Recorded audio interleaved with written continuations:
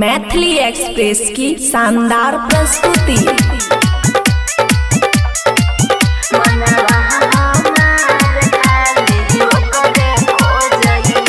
खुशी recording studio बलुआहा।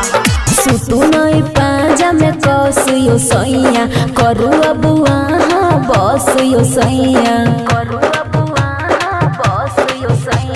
सुतु नहीं पाजा में कसियो सैया करू अबुआ बसियो सैया हमर परेशानियो सैया समझ में नहीं आबैया यो सैया जी मनवा हमार खाली ओकरे खोजैया यो राजा जी मनवा हमार खाली ओकरे खोजैया।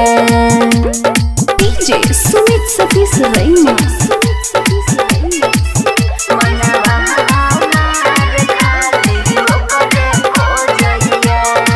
मिक्स बाय अमन अक्के।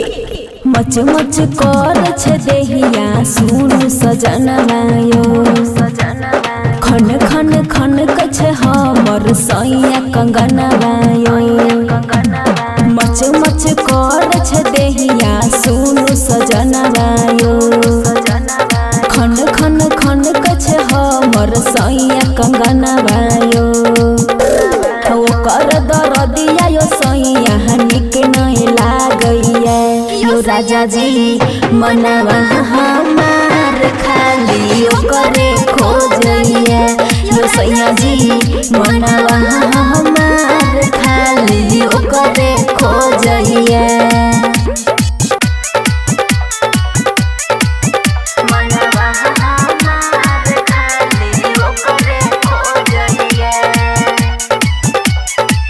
खुशी रिकॉर्डिंग स्टूडियो बलुआहा। देते रहे जहबन माजा याद बरिया बैया हमें राजा कोनो स्वाद नहीं आबैया देते रहे जहबन माजा याद बरिया बैया